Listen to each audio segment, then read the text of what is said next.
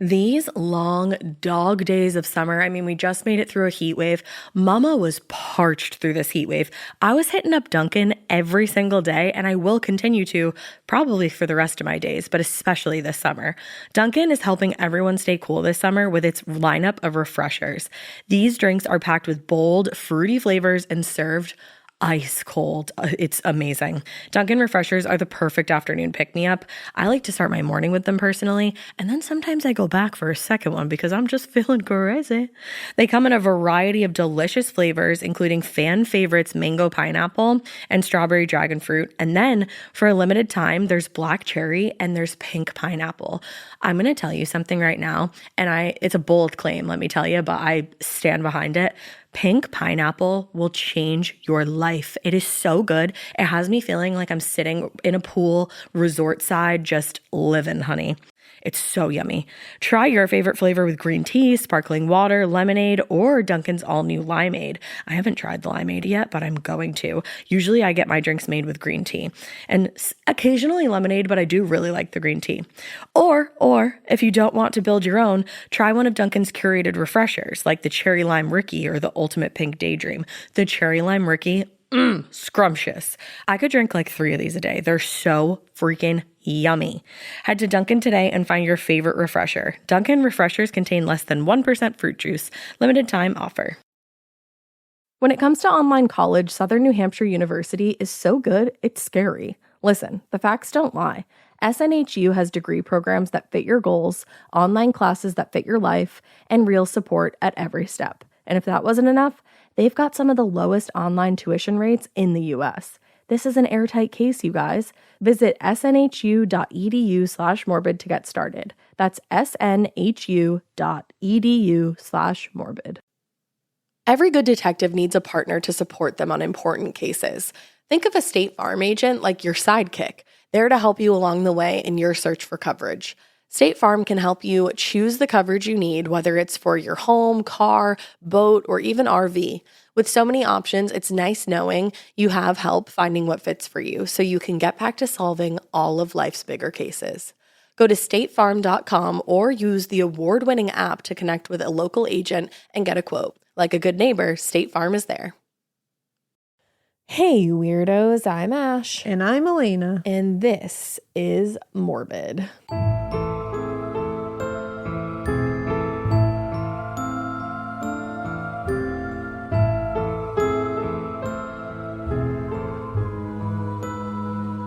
This is Morbid in the late morning. Yeah, early afternoon. Early afternoon. What have you? Yeah, I had food poisoning last night. Ew. So that's cool. Got some funky chicken from takeout. Luckily, no one else did. Do the funky chicken. So I was not doing it last night. It was a rough night, but I'm here now. Hey, you survived. And I survived, and I'm literally drinking. This is not an ad. I'm drinking liquid IV currently. If you felt like shit the night before, or you lost a lot of whatever you had, yeah, liquid IV is the go-to. It really, and again, not this is not an ad. I'm literally just saying this. I am currently, that's my glass. I'm drinking liquid IV. I got a little bit car sick the other day on the way home. Yeah, and I had a liquid IV after, and it helped. Cured. Look at that. I'm drinking has not been evaluated by the FDA. I'm drinking the orange creamsicle or dreamsicle flavor. I need to try that. One of those, and it's really good. I love creamsicle flavored anything. I fully recommend it. It's helped a lot because I felt very, very, obviously this morning when I got up, I felt super dehydrated. And it's I got up and kids were up. So it's you have to be on. You can't just be slugging around. So I downed some of that and I was you know what? I don't feel that bad. Boom. Yeah. That's great. So here I am. It vacated the premises and now we are back in business. Back in business. I know you threw that off really quick. That was actually very impressive because I've had food poisoning before and been down the very next day as well. Yeah. It's just one of those. I mean, you're also living that mom life. Yeah. So. You're just not, you can't be. It's just one of those things. Obviously, you shake there's things off that quickly, though. Yeah, I was going to say I usually do. Yeah. But yeah. Well, that was bad news. Do you guys want some good news? Let's go. There's so much good news to come. But for now, we'll just give you one piece. We are doing a live show. What? And then like a real one. In person. You can buy tickets. We are going to be at the Wilbur in Boston. Like for real this time. Nobody send a pandemic through the fucking air. Yeah, don't do it. Just let us have one goddamn live show, universe. It's been a while. It's been a long while. It's been a while. It's literally been like 5 years. Yeah. So remember when we were going to do a whole tour and then COVID just said, yeah, COVID said absolutely not. But we're doing this one live show for now. Yeah. And we're so excited about it. We've been planning it, and we're gonna make it like a little different. Yeah. But really fun. We want to make it like an experience. Yes, exactly. Yeah. I was going to say an event, but experience. An event. We're going to make it an event. It already is. I'm very excited. We're going to meet you guys. Yeah, we're going to do a meet and greet. That we're going to do 50 meet and greets. So definitely if you want to meet us and greet us. Yeah, we want to meet and greet you. Get those tickets. Tickets are going to go on sale August 8th. I don't know what time. I can update you. Keep an eye on socials. Yeah, we'll make sure to update you guys. And the link for tickets, obviously, we will be posting on our socials. Yeah. So keep an eye out for that. That's going to be fun. The countdown is on. We're fucking excited. And it's going to be fall.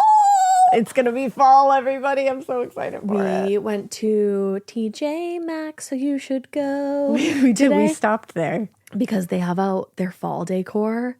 And we just summoned Halloween this morning. We did. It felt so right. Felt so good. You I know got what? Some pumpkin pillows.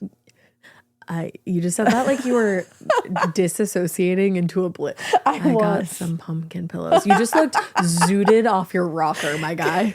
I just went to a place of Halloween. I know. You know, I wanted the Diet Coke ghost, but I can't find it. The viral Diet Coke ghost. I'm looking for the viral Diet Coke ghost. I'm going to try another Home Goods later because I'm psychotic like that. Go for it, man. But yeah, I got some pillows. What else did we get? Oh, I got a candle. Of course. I got a candle. But of course. I have a stockpile right now of Halloween packages, like just decorations that are just in my dining room. Just waiting. I'm like, come on. Waiting to be torn open. September 1st. Let's go. It's on. It is. All right. September 1st, it's on. It's on. So on. It's on site. It is on site. So this is part 2 of Linda Hazzard and Starvation Heights. Horrific tale so far. Yeah, thank you. That's correct. Yeah. This has been awful and it's only going to get worse. Yay. So in part 1, we introduced you to the woman who called herself Dr. Linda Hazzard. She's not even a doctor. That's the thing. Thank you. You've taken the words out of my mouth. She had no medical degree to her name. None. But, she called herself her doctor. We went over her strange-ass partner, husband, Sam, and all the drama surrounding their getting together between so much drums. Him being like a big old bigamist, leaving her, coming back, leaving her again, and then showing back up again once he realized that she had an idea that was going to make some money. Yeah. People be peoplein'. People be peoplein', and philanders be philandering. It's true. But unfortunately, that money-making idea was pretty bogus because Linda's big idea, if you don't remember, was that fasting, quote unquote, could solve any and all ailments afflicting patients. But her idea of fasting was really just starving people. Yeah, it definitely wasn't fasting. No, and I don't want to hear it. Starving. I don't want to hear it. I don't want to hear it. I'm not talking about fasting. No. I'm talking about starvation here. But that's why she opened the clinic, Wilderness Heights, which eventually, like we remember from part 1, the locals started calling Starvation Heights, right? Which is really horrifying. People were dying left, right, and center. And as I said at the end of part 1, things were going to take a much darker tone when people started signing over their estates and power of attorney to Linda and Sam. That's when shit feels like it's going to get really shenanigan-y because it's like once you start signing over property and money. Yeah. Yeah. Money is the root of all evil. Yeah. It really is. Truly. So, given the number of patients who died as a result of Linda Hazzard's supposed miracle cure, it would be reasonable to wonder why so many people continued to put their faith and their money into her big idea. Yeah. But there aren't many more things powerful than the fear of illness and death. And for a lot of people living with those fears, the hope that Wilderness Heights represented outweighed the skepticism and reason. Yeah. So people all over the world continued to read the books of Linda Hazzard and would travel to Washington to seek out her miraculous cure. It's desperation, man. It is. Anybody with chronic illness or pain Yeah, that you they're can, going through that's knows. the thing, like on its head, you can say, oh my God, why would anybody ever go there? Like, why would you subject yourself to that? But if you don't have chronic pain or chronic illness or anything like that, then you can't really understand that kind of desperation. You just can't. So among those who sought the help out of Linda Hazzard in 1911 were Claire and Dora Williamson, two wealthy British sisters who had actually just gotten when they were younger, they received a large inheritance after their parents had died pretty early on. Okay. And they invested a significant amount of money in traveling and experiencing the latest in health trends. That was like their big thing. Okay. They were like health gurus before health gurus. I was just going to say they were like health TikTok girlies. Yeah. Before that was a thing. Exactly. They were trying all the latest things. Yeah. So the sisters had seen an ad for one of Linda's books while they were staying in a hotel in Victoria, British Columbia. And once they finished the book, they were enamored with the so-called doctor and her quote unquote, quote, revolutionary methods. Oh no. Quote unquote. Quote unquote. Isn't that fun to say like that? Quote unquote. Quote unquote. Neither were ever seriously ill up to this point, but they both had a tendency to indulge in hypochondria a little bit. It can happen. Yeah, it sure can. We've all seen people like that. Mm-hmm. And they constantly sought out new fast cures for whatever was ailing them. According to author Bess Lovejoy, Dora complained of swollen glands and rheumatic pains, while Claire had been told that she had a dropped uterus. Damn. Which I haven't heard of. Yeah. Yeah.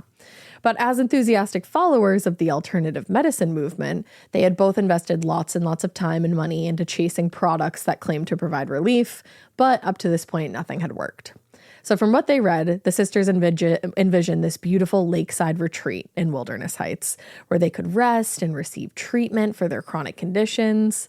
But when they arrived in Washington in February 1911, they were very surprised to find Wilderness Heights an unfinished and, putting it nicely, very rustic location. Well, Wilderness Heights. Wilderness. It wasn't at all the exclusive modern camp that they had envisioned. Instead of housing them at the sanitarium, though, Linda arranged for them to stay at an apartment on Seattle's Capitol Hill, and she would just go there daily to quote-unquote provide treatment. Okay. Quote-unquote. Quote-unquote. Thank you. I feel like they were probably picturing, if I can always bring it back to Gilmore Girls. Let's go. If you ever see the first Life and Death Brigade party that they have, that's like in the woods, and it's very like Great Gatsby-esque. I don't know if I remember that. But it's like tents and candle lights, and like it's very like everyone's, dressed in white. And I think I actually, is that when they jump off the thing the next day? The next day, yeah. Yeah. And so I feel like that's what they were picturing when they heard like Wilderness Heights. They were like, oh, this is going to be fancy. Yeah. We're going to be in these like beautiful tents. Like, the bougie tents where they're like massive and they have like queen beds in them. Yeah, exactly. Yeah, I want to go to one of those. I know, I was always very jealous of that Life and Death Brigade party. Yeah. Like I want to have a party like that. Invite me, I would go. Yeah, I'll find a wooded area. And you're all invited. Awesome. All right, so get ready. Go. She just didn't say whether or not it would be haunted. Exactly. Come at your own risk.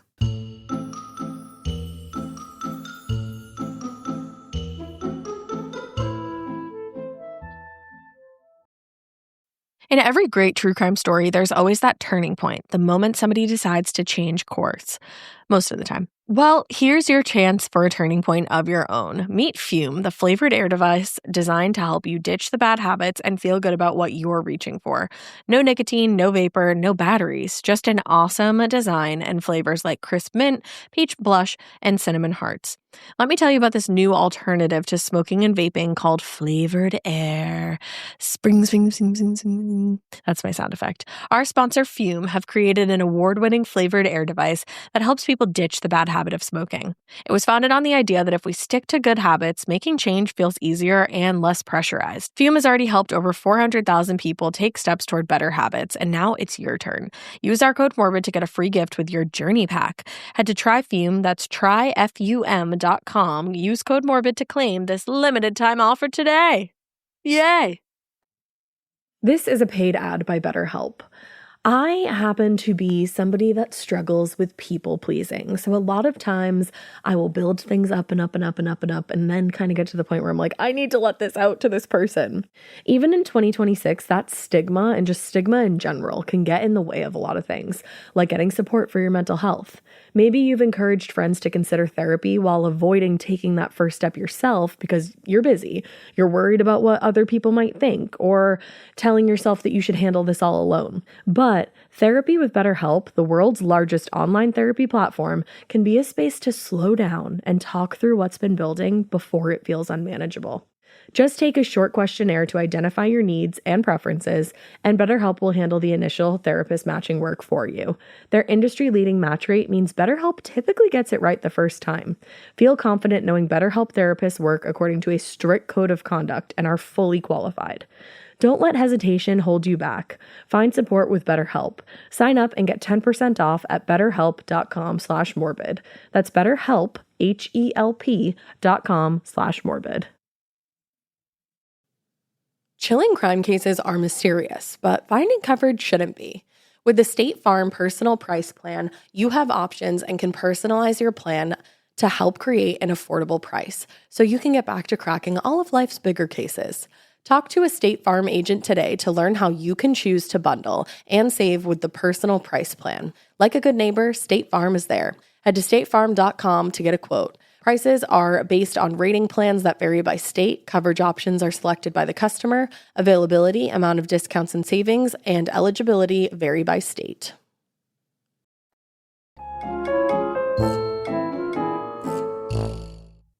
So, under her care, Claire and Dora were subjected to days-long fasts with intermittent meals of 1 cup of the juice from a tomato a couple times a day. Oh, yeah.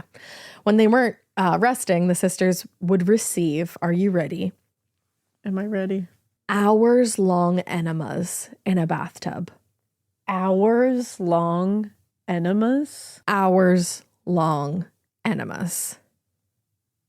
No part of me can conceive of that. I can't even conceive of like one enema. Yeah, I don't I even can't know how long conceive they of that. take. I know it's not supposed to be hours. Hours feels insane. Hours feels like torture. Like, I'm Yeah. not even being hyperbolic. That sounds like fucking torture. No, it literally does. So when the practice became too much on their bodies because it was torture and they would eventually pass out, instead of stopping, Linda had canvas supports installed on the tub to keep their heads from slipping underwater so When they she could passed out? continue the enemas. And they're passed out at this point. To me, that sounds like Torture. torture, And like, and that she's going above and beyond to torture. and she's like depraved.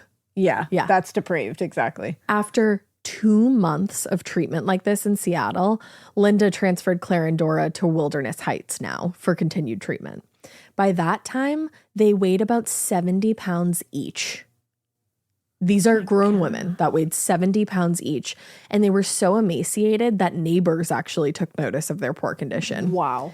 Others would have been concerned for their safety too if they had any idea what was going on over in Washington. Yeah. But according to Lovejoy, quote, the sisters were used to their family disapproving of their health quests and told no one where they were going when they left for the United States a few months earlier. Damn. So no one knew where they were. Given past disapproval from their friends and the discouragement from Linda Hazzard, Claire and Dora never contacted anyone during their ordeal until it was too late. Oh, that's awful. Yeah. So their horrifying experience was finally discovered when their former governess, which is kind of like, it's like a nanny and a teacher Yeah. from like way back when. But Margaret Conway, she received a mysterious telegram on April 30th, 1911. Margaret had been the girls' primary caregiver since their parents had passed away at a young age. So she was super close with them. She was Yeah. like the closest thing to a mother that they had. So they always stayed in touch after Claire and Dora had grown and Margaret returned home to Australia. Actually, the sisters were planning to visit her in a few months. So when she got this strange telegram that read, "Come SS Marama, May 8th, first class, Claire." So she assumed that it was a note informing her they would be arriving later than they expected because remember, they already had a trip planned. Yeah. She would have set the note aside and probably forgotten all about it if it hadn't been for the strange phrasing. She wondered why Claire would have mentioned that they were traveling first class. Because she knew that the girls were, she knew them practically their entire lives, and they had never really been the type to flaunt their wealth. So it seemed out of character for Claire to mention that they were, you know, traveling in luxury. Being bougie. Yeah. Yeah. So unable to shake the strangeness of the telegram, Margaret called the steamship company to inquire about the boat's arrival, and she was surprised to learn that the SS Marama wasn't sailing to Sydney, Australia on May 8th. It was sailing from Sydney to the United States. Oh, damn. So she was still confused by the telegram, but she was sure it was some kind of indication that something was wrong and that Claire and Dora needed help. So she booked the only ticket that she could on the boat as a third-class passenger and left for Washington. What a badass. On May 8th. Yeah. That's somebody who loved them. When I say she's the closest thing to a mom they had, this woman was essentially their mother. Yeah, that's like love. Yeah, big time. So when she finally arrived in the U.S., Margaret was met by Sam Hazzard at the train station. Oh, no. And they traveled by bus to Margaret's hotel in Seattle. It was during the bus ride that Sam told Margaret awful news. Claire had died. Holy shit. So she had just got this telegram from Claire, couldn't shake it, figured out that like something was up, got there, and by the time she got there, Claire had already died. And according to... she didn't even have any health problems before. No health problems. She starved to death. Wow. She literally starved to death. According to Sam and Linda, Claire's death had been caused by a, quote, course of drugs she had been given in childhood, which had, quote, shrunk her internal organs and caused cirrhosis of the liver. No. Yeah. By the time the sisters had reached the clinic, Linda said Claire's illness was too far advanced for the, quote, beautiful treatment to be of any use. Beautiful treatment. Yeah. So when Margaret finally reached the mortuary where Claire's body was on display, she was shocked by what she saw. In death, a once vibrant young woman who she had known since childhood was a shadow of herself. Claire was alarmingly emaciated. There are photos if you do want to see. Yeah. It's horrible. And they're of her living. Yeah. And her features, like her face, her hands, the color of her hair, had all become distorted to the point that everything just looked wrong. Oh, Margaret did not recognize this girl. It's true. It's horrifying. Yeah. So the horrifying revelations continued, unfortunately, once they arrived at Wilderness Heights, where Margaret was taken into Dora's room. To her horror, Dora looked like she also might die at any minute. Yeah. By that time, she weighed 50 pounds. Dora. Wow. And according to Lovejoy, quote, her sitting bones protruding so sharply she couldn't sit down without pain. Oh my God. So she was so small that she couldn't sit down because her bones were protruding through her skin. Shit. And there's a picture of her too. Yeah. Living, obviously. And it is horrifying. No, it's scary. To Margaret, everything about what the Hazzards told her seemed wrong, though. She knew these girls since they were little, and she didn't remember them ever having any kind of medical treatment that would have caused chronic problems, like they were saying. And although she wasn't a doctor, she could easily see that Dora was starving to death. Absolutely. And she suspected that Claire's death might have also been related to the treatments that she was getting from Linda Hazzard. But despite all of that, Dora remained committed to staying with Linda in Washington. In fact, to Margaret's continued horror, even if Dora had wanted to leave Wilderness Heights at that point, it seemed unlikely that she could, because at some point during their time in Washington, both girls made Linda Hazzard the executor of their estate, and Dora signed over power of attorney to Sam. You will never tell me that these people, the Hazzards, are not fucking diabolical, evil fucks. Diabolical, evil You will crooks. never convince me. If they are having people sign over their estates and making them have power of attorney over their estates, you're fucking evil. And just slowly killing people and watching them wither away. Them. Like, this is so, like, all forms of murder are obviously, like, unthinkable. But this is such a different... This is on another level. Like... This is slow, methodical, prolonged so scary. torture. Yeah. It's fucked. So Margaret wants to do something, but she's technically a servant, or what was considered a servant at that time. So she lacked the confidence or the authority to remove Dora from the sanitarium herself. She must have felt so helpless. She did, but she wasn't just going to leave Dora there to die. No way. So it just seemed that she wasn't really a match for Linda Hazzard, because Linda was also known to have a very dominating personality. But in the days that followed, Margaret stayed in Washington, and she just sat there trying to come up with a plan to save Dora. Margaret. Yeah. Margaret. Yeah, that's a real one. During that time, she was keeping in regular contact with the Hazzards too, and she started to notice some shocking things. It appeared since Claire's death that Linda and Sam had helped themselves to Claire's personal items, clothing, jewelry, just all of her stuff, which totaled nearly $6,000 then and would be over $200,000 today of personal belongings. They are evil fucking assholes. Yup. Holy shit. And, evil assholes, to add insult to injury, Linda Hazzard even gave Margaret an update on Dora's condition while she was dressed in one of Claire's robes. Shut the fuck up. Yeah. She's evil. No, she's truly She's evil. straight up evil. I don't think she ever had the plot to begin with, but if she did, she lost it. the motherfucking plot. That is evil. Evil. So knowing there was nothing she could do to help Dora herself, Margaret decided to reach out to the girl's uncle, John Herbert, who luckily lived in nearby Portland, Oregon at this time. When he received word, he immediately traveled to Olalla and was equally shocked to find Dora in the state she was in. But when he demanded that he be allowed to take her away, he was met with the same challenges that Margaret had run into. Dora was technically there of her own free will, and even if they argued that she was in no condition to make that decision for herself, Sam Hazzard had power of attorney. Oh yeah, they made sure they covered every base. Yeah. In the end, after much arguing, Herbert agreed to pay the Hazzards $1,000 in order to be allowed to remove Dora from Wilderness Heights and take her to a proper hospital. So this is all about money. Well, that's the thing. These are adults. Yeah. The fact that they have to pay these people $1,000 to take another adult out of their care shows you how fucking diabolical they are. And that's shows insane. you not only how diabolical that they are, but the fact that this is just all about it's all money. It's all money. Yeah. The fact that she's wearing her Claire's clothing. Yeah. Like, get the fuck out of here. While she's sitting there telling a loved one about Claire's Her sister's condition. Yeah. So in the past, legal challenges to Linda's treatment had failed, like we know, because the prosecutor couldn't get past the protections that Linda and Sam were hiding behind. And it seemed like the death of Claire Williamson wasn't going to be any different. But this time there was an element that Sam and Linda hadn't counted on. Claire and Dora Williamson weren't her typical patients. Nope. They were extremely wealthy. And while Dora herself might not have been able to mount a campaign to get any kind of justice, there were several other powerful people behind her who were now very eager to pursue this. Hell yeah. Yeah. Take them down. So the uncle, John Herbert, went to the district attorney to see what could be done about this. And he received the same answer that everybody else had, where we really can't do anything about this. But he was like, yeah, fuck that. Yeah, fuck that. So after getting nowhere with the district attorney, he went to the British consulate. Hell yeah. And sought the advice of Counselor Lucian Agassiz.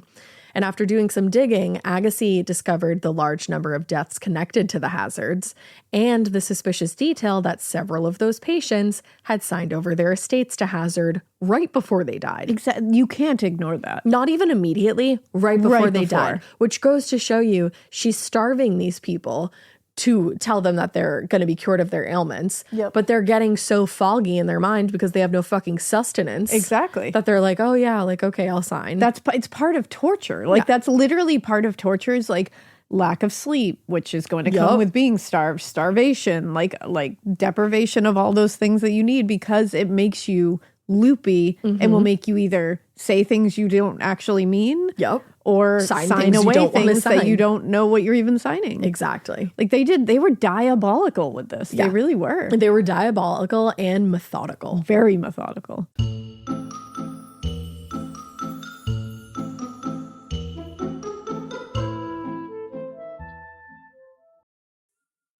Getting scared is one thing. Getting a thrill is, well, you want more of those in your life. The Genesis GV70 is built to thrill, baby. A thrilling yet elegant design always makes driving the GV70 an exciting adventure. Its powerful athletic stance screams performance and turns heads. Everybody's looking at you, girl, or boy, or whoever. Command the road and experience a class-leading standard 300 horsepower. Oh my God. Plus, discover the different dynamic drive modes for all different terrains. Choose between the different terrain modes for whatever road conditions you may encounter. The Genesis GV70's award-winning technology and performance lets you drive with comfort and drive with confidence all at the same time. It's an exciting SUV with intuitive tech that can make your ride smooth even when the road isn't. And its blind spot cameras allow you to see what's next to you. It's like having eyes on the side of your head. That's pretty iconic. Its performance, by the way, is measured not only in power, but in how it makes you feel confident, sexy. The Genesis GV70. Learn more at genesis.com and feel the GV70. This part of the show is brought to you by Anua, the Korean skincare brand known for scientific, gentle, yet effective formulations. The latest from Anua is the Retinol Collagen Gua Sha Cream, a firming cream with a gua sha-shaped tip built right in. Have you guys heard of gua sha? It's that viral massage tool that moves fluid and tension out of your face. Less puffiness, a snatched jawline, honey, more definition in your face. Retinol firms and reduces fine lines, and collagen keeps your skin plump and structured. This cream has both of those things, arguably the most optimal combo for that snatched, lifted look all in one step. I am obsessed with the Gua Sha cream. First of all, it feels so cool to the touch when you put that on your face. It's just like, this is lovely. It's like a little spa treatment that you can give yourself. I like to do mine at night after I get out of the shower. I rub the cream on my face with the little gua sha. I'm sculpting that jawline, honey. I got it on the cheekbones. And actually, I had a facial the other day, and the lady doing my facial, the professional, she said, "Do you use a gua sha at home?" And I said, "I do." And I said, "How did you know that?" And she said, "I didn't have those little like bumps in my chin or like different areas like that." So she could tell that I was using the gua sha. And I said, "Oh my God." I just feel like I wake up less puffy in the morning when I do it the night before. But you can do it whenever you want to. I, 10 out of 10, recommend this product.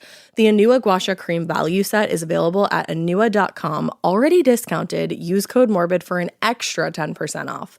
That's ANUA.com, code MORBID.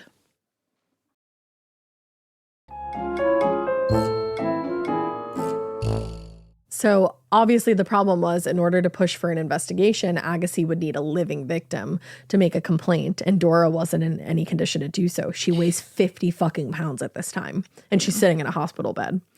But luckily, within a few days, he ended up finding the wife of a man who almost died at Wilderness Heights, and the two of them were willing to make a complaint. Yes. Let's go, girls. On August 6, 1911, Linda Hazzard was finally arrested, this time for manslaughter. Good. In the death of Claire Williamson, and she was placed in a holding cell in Seattle.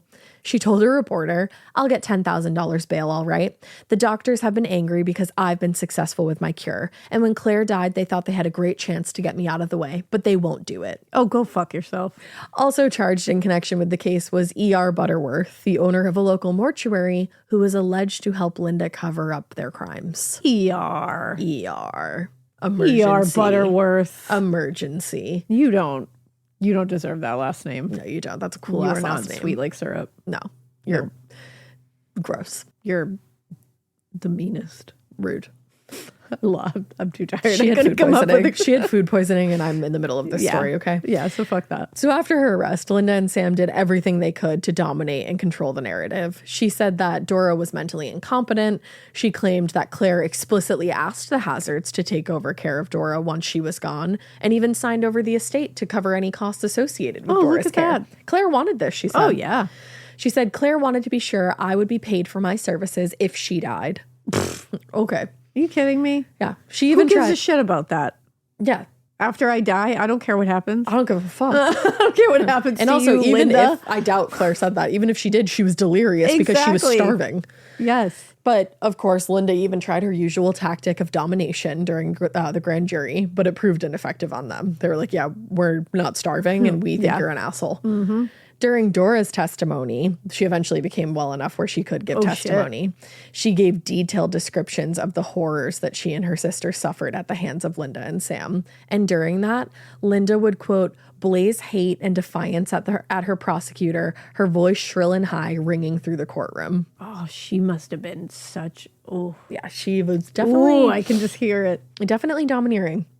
But after hearing the extent of of the testimony and witnessing Linda's behavior, she really didn't do herself any favors there. No. The judge allowed the case to move forward to trial. Hell yeah. So the trial started on January 15th, 1912, to a courtroom packed with curious spectators and the Hazzard's critics, who had been around for years at this point, just fucking waiting for something to happen.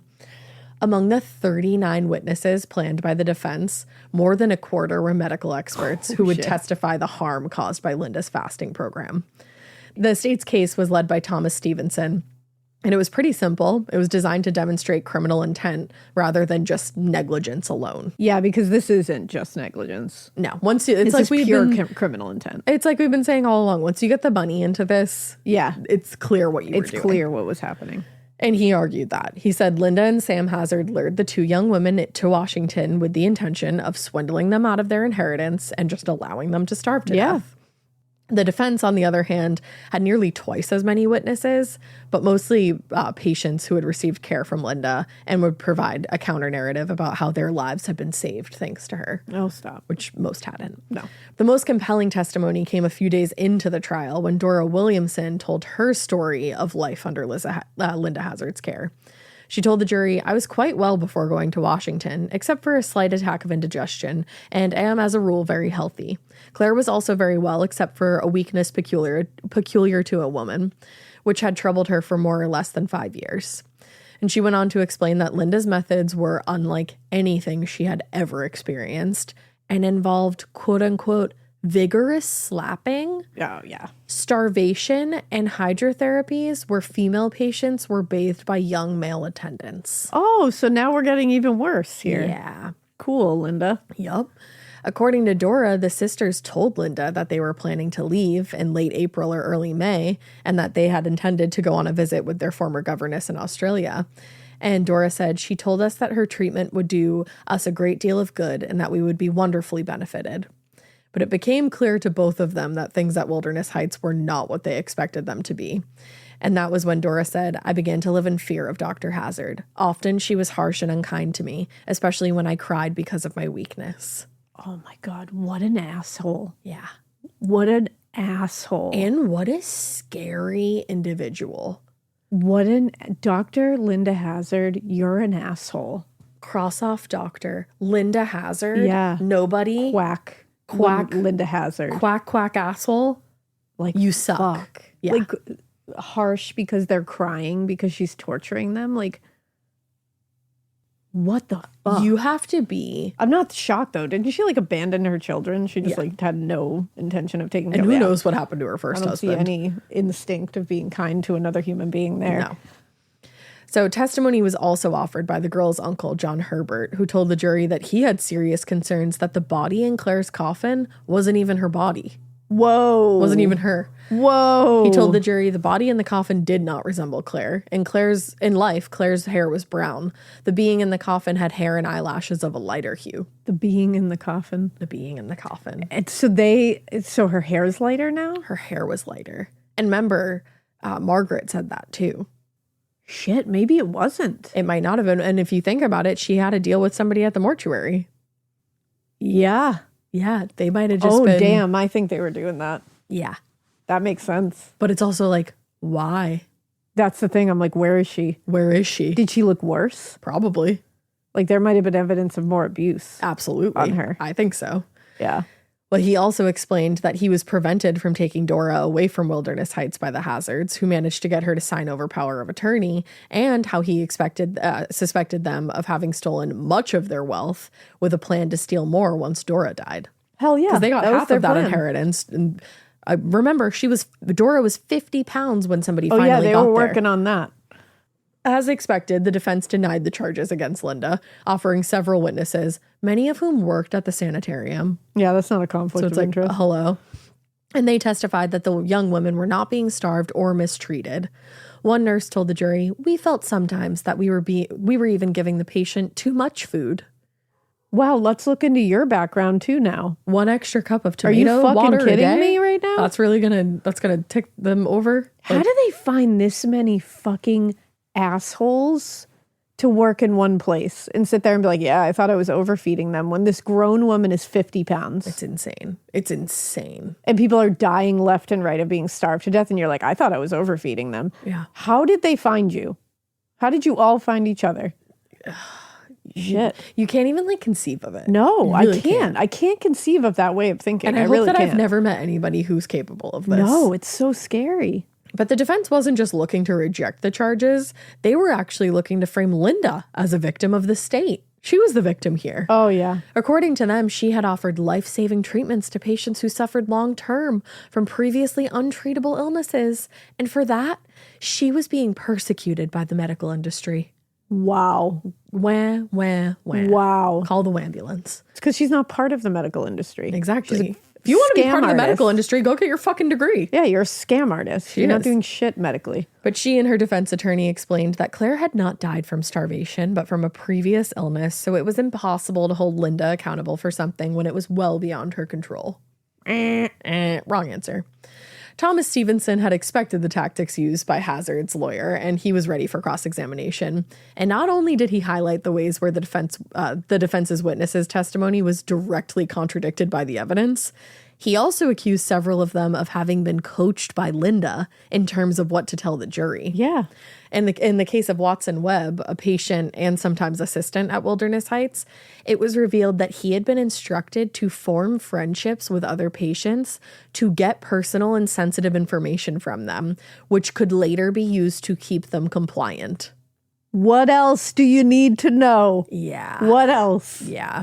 By the beginning, they're so fucking evil. And again, so methodical. And the worst part is these are they are preying on people who are suffering. Sick and suffering. Like desperate, in pain, sick, and just like desperate to feel better. Yep.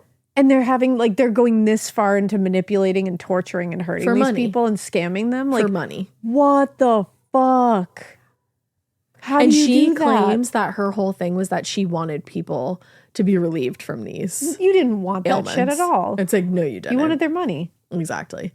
By the beginning of February, though, both sides had rested their case and prepared for closing statements. And Stevenson told the jury, "This case is of unusual significance. We are not here to avenge the death of Claire Williamson, but to protect the public, not only from Mrs. Hazzard, but from others like her. Mm-hmm. There are other Claire Williamsons all over the U.S. who may fall into the clutches of a woman such as this.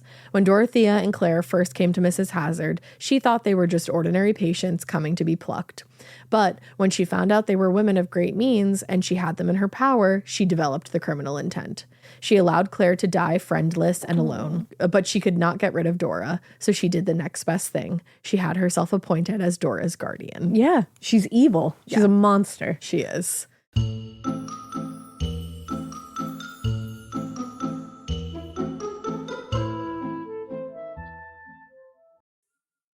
Getting scared is one thing. Getting a thrill is, well, you want more of those in your life.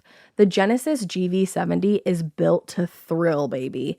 A thrilling yet elegant design always makes driving the GV70 an exciting adventure. Its powerful athletic stance screams performance and turns heads. Everybody's looking at you, girl, or boy, or whoever. Command the road and experience a class-leading standard 300 horsepower. Oh my God. Plus, discover the different dynamic drive modes for all different terrains.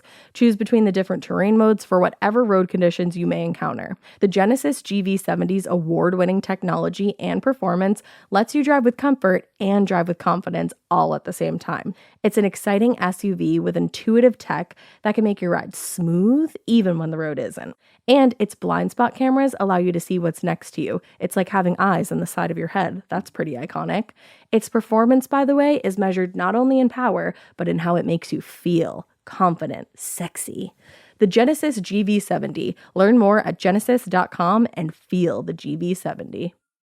This episode is brought to you by SoFi, the all-in-one finance app where you can bank, borrow, and invest all in one place. Let's talk about bank accounts for a second. The average bank savings rate is 0.39% in interest. You're earning pennies on your savings, and it doesn't have to be that way. But with SoFi's high-yield checkings and savings, the money barely making moves sitting in your savings account can earn over 8 times the national average savings rate with eligible direct deposit. No account or overdraft fees. We love transparency. You can get your paycheck up to 2 days early, plus get up to a $300 welcome bonus when you sign up with eligible direct deposit. Sign up for SoFi checking and savings at SoFi.com/morbid. SoFi checking and savings is offered through SoFi Bank, N.A., member FDIC. Terms apply.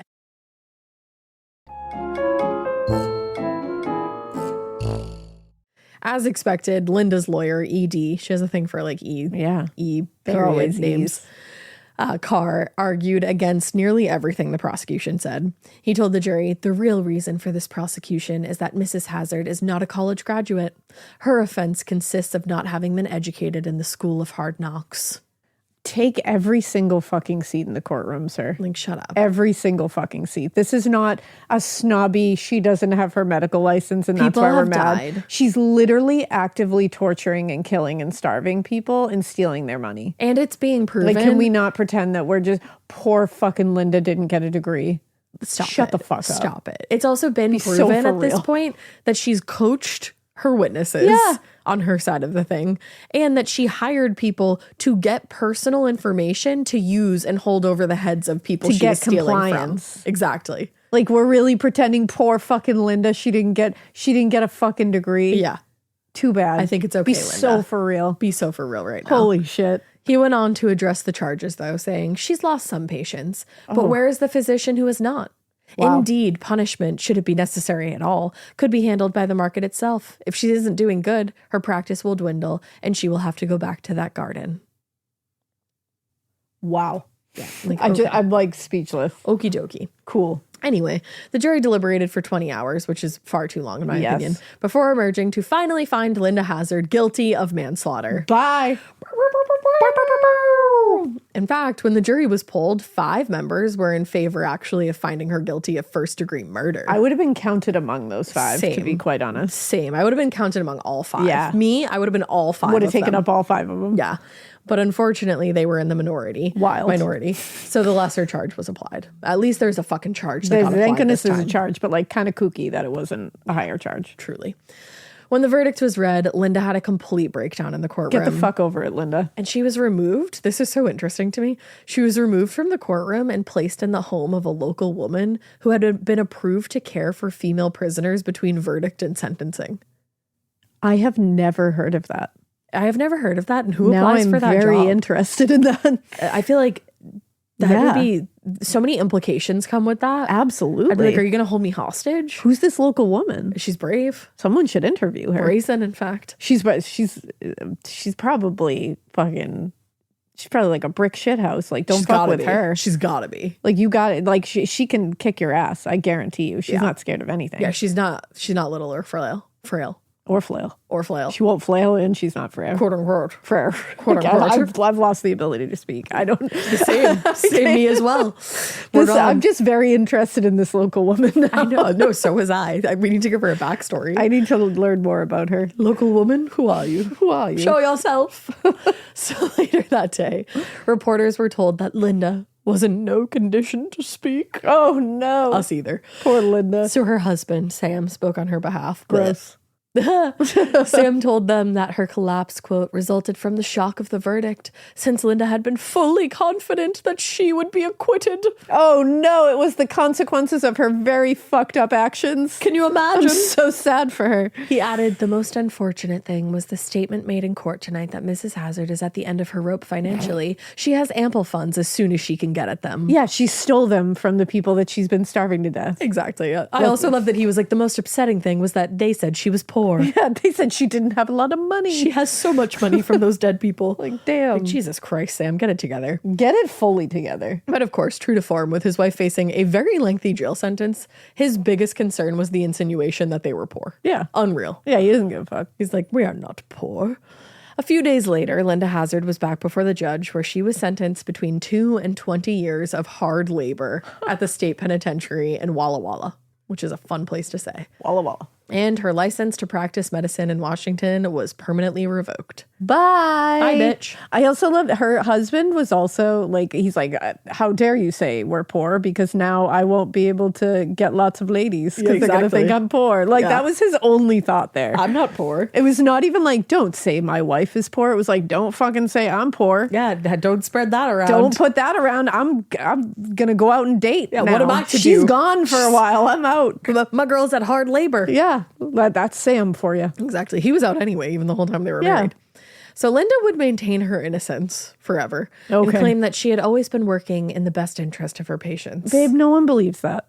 Was that when you were vigorously slapping them? Yeah, none among us. She would say that death was to be expected in a sanitarium. And in fact, she had lost far fewer patients than most surgeons. She has some Gall. She has the most insane complex about actual medical professionals. She sure does. That I'm like, you should stop. Yeah. Because it's so obvious how jealous you are. Yeah. And how Jealous. inferior you feel to actual medical professionals. Yeah. Like, you should stop. You Just gotta stop, girl. She's like, surgeons kill people all the time. It's like, and so do you. They're not starving people, though. No. They're not. It's a little different. They are actively trying to save people's lives. There are accidents. Yeah. And there are And then there's crimes. straight up starvation. Yeah. And vigorously slapping people and giving them hours-long enemas And through allowing them passing out young female patients to be bathed by male attendants. Like, let's not. Do you want to keep talking about surgeons some more? She did. She sure did. Jesus. She said any financial compensation she received directly or indirectly was merely to cover the costs of patients' health care. Nah. Or given as thanks for having provided them relief where others had failed. Of course. Doctors had failed. You should always tip your doctor for saving their life, saving your life. Yeah, totally. That's how that works. Yeah.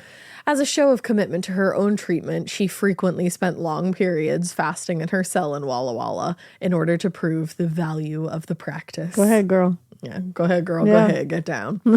Linda Hazzard was released on parole on December 26, 1915, after serving only 2 years. What the fuck? 2 years. Yep. For reasons that remain unclear, everybody.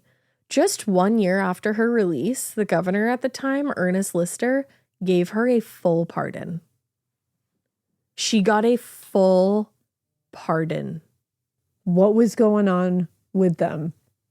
Big things. What was going on? That was my immediate thought as well. What the fuck was going on with them? Luckily, though, he was unable to return her medical license. Later Ernest, what the fuck is wrong with you? yeah, something was definitely going on.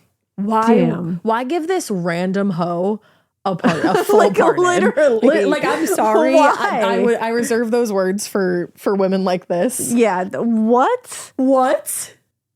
I need to. That's one of those times when you come out here and you explain. You explain to me. It was fucking. You explain to me why the fuck you are not only fully pardoning her, are you kidding me? But 2, trying and failing to get her medical license back? Yeah. Yeah, come on. Yeah. Come on. If you weren't fucking, that's canon now, because you made it certainly seem like you were. You made it so weird. There is no conceivable reason. Ernest, be you would so do for that. real right now. Truly, Ernest. You are not Ernest. No. So later that year, Linda and Sam moved to New Zealand, probably because Sam was like, I can cheat on you, but you can't cheat on me. Yeah, no. And she continued to promote herself as a doctor there and offered services as an osteopath and a dietitian. Wow. Yeah, awesome. When the authorities in Auckland became aware of the fact that she did not have an actual license and was not even a doctor, she was arrested again and fined in a scene that was reminiscent of her early days of practicing in Minnesota. Awesome. Homegirl just spent forever in jail. Yeah. But not long enough at all. In 1920, she and Sam moved back to Olalla, Washington, where she was determined to rebuild her sanitarium. Girl, give it up. Which she dubbed a school for health. Give it up. She didn't. Just name it what it is. And there she continued to treat patients through a quote unquote variety of alternative health practices, which remained a legal practice thanks to the various loopholes in law. Cool. Yeah. Awesome. She oversaw operations of the Institute until 1935, when it burned to the ground due to unknown causes. I don't know if those causes are completely unknown, everybody. It burned to the ground. I'm going to go out on a limb and say the causes are not entirely unknown. One thing about me is I love that. One thing about me is that's karma. One thing about me is as long as no one is hurt, Yeah. that's A-okay. Yeah. Get everybody out. Yeah. See that building burn. Yeah. Bye. Bye. Then, in her early 70s, Linda's health began to fail. Oh, no. But And she knows how to fix it. Thank goodness. Yeah, she turned to the same treatments that she once provided her patients. Yeah, she has a spending miracle cure. long periods fasting in the hope of curing herself. Cool. But in the end, those hopes were dashed. What? On June 24th, 1938, in the most ironic twist of fate, Linda Hazzard died from starvation. Linda Hazzard died from her miracle cure, which was really just starvation. That's prose. period. Like, that's just period. Yeah. That's what that is. Yeah. Yeah. I mean, you reap what you sow, my You friend. sure do. You starved other people claiming it was a miracle cure, You stole their shit. stole all their shit, lied to their family members, Yeah. possibly working with a corrupt mortician. Yeah. Yeah. And the saddest thing is, nobody even knows how many people died under her care because not everything was documented. Yeah. That's And she got away with it a lot Yeah, of the that's time. why she was doing it for That's so why she long. continued to do it. So that is the story of Linda Hazzard and her fucked up life. That is horrifying. The fact that she died of starvation, though, is just like full circ. That's, I mean, I could never. I could absolutely never. I could never. No. I just can't. I can't imagine any of this. I literally No. can't imagine any of this. And again, the knowing that these people were like literally desperate to just feel even slightly better. Yeah. And they went to this place thinking that it was someone With who high genuinely wanted to help them feel better. And they put all their faith and all their, everything into them and all their trust. And these people were the worst fucking people. Yeah, this was a nightmare facility. Like to go through chronic pain, chronic illness, whatever they were going through, and then get to this place and be literally starved and tortured. That's the thing. Like- That's even more pain and suffering that they dealt with on top of whatever conditions they had. Like while they're already feeling horrible, now they're being tortured and starved on top of it. And abused apparently, yep. like hit. Yeah. And Yep. shit. Like what? I had never heard of this before. This shook me to my core. I had heard something very, I don't remember where I heard it, but I heard like a super quick like thing about it once. And I was like, what is that Yeah, about? it's messed up. Yeah. It's just so sad. I just don't know how people are capable of It's these awful. things. I really don't. Yeah. So That's yeah, crazy. do something kind today. Yeah. Truly. Don't Don't be a shitbag. hurt people. Don't hurt people. Hurt people. It's true. And you're not hurt. You're not. You're fine. You're doing great. You're good. You're awesome. I believe in you. You're going to be doing awesome things. Go get yourself a treat. Yeah. I had a donut this morning. Get yourself a treat. Yeah. Whatever a treat is to you, get it. Yeah. It can be anything. Anything. Yeah. If you think a fucking bowl of strawberries is a treat, go get a treat. A bowl of strawberries is a treat. It is, especially fresh strawberries. Fresh strawberries, you put a little bit of sugar on top. Ooh, a little whipped cream. Bitch, you Little took the whipped words out of my cream. mouth. Yeah, go get yourself a little treat. And then just, you know what? On top of angel food cake.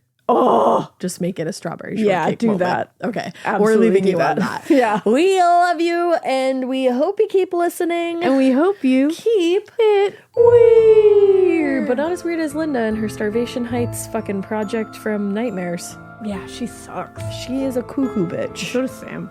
So Sam's They all suck. Everybody's horrible in Yeah. this.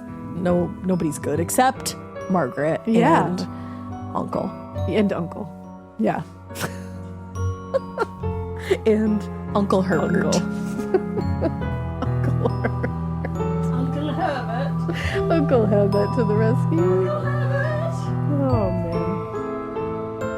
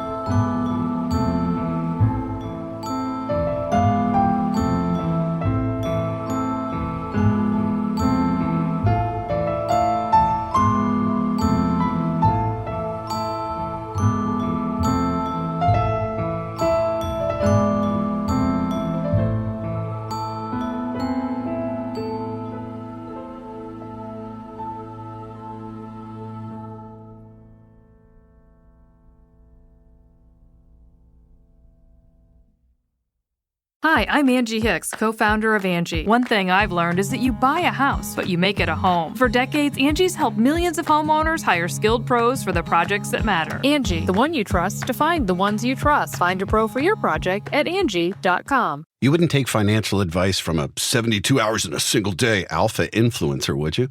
Same goes if you're in a car accident or any accident. Who you choose matters. That's why Morgan & Morgan exists. They're the largest injury law firm in America, and they've built a reputation by actually winning cases, not just talking about it. Over 1,000 lawyers across all 50 states and $30 billion recovered. Injured? Go to forthepeople.com/podcast. That's forthepeople.com/podcast.